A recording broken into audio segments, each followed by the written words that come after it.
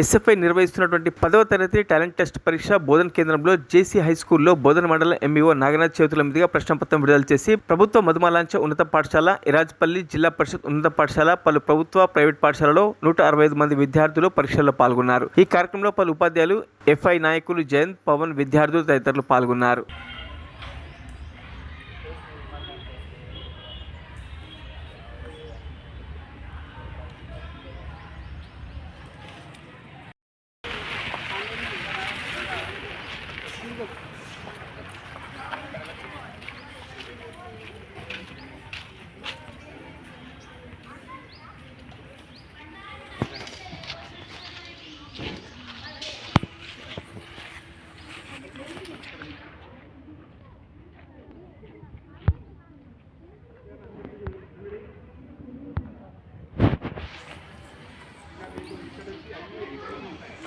ఏ విధంగా ఉంటుంది, ఏ సబ్జెక్ట్ నుంచి ఎన్ని క్వశ్చన్లు వస్తాయని.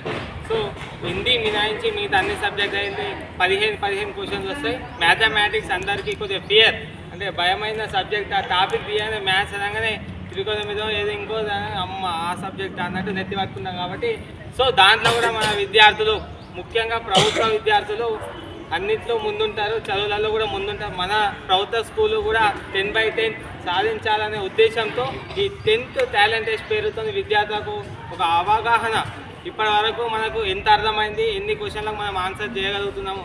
మన సార్లు రెగ్యులర్గా టెస్ట్ పెడుతూ ఉంటారు.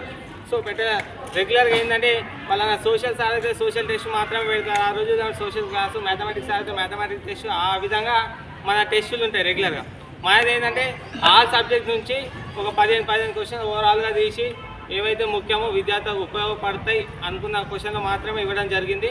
దీనికి 90 minutes 1.5 hour మాత్రమే టైం ఉంటుంది. Bubbling system only. మీకు తెలిస్తే ఏబిసిడి క్వశ్చన్ చదవాలి, ABCD 4లో ఒకదాన్ని బబ్లింగ్ చేయాలి. అర్థమవుతుందా?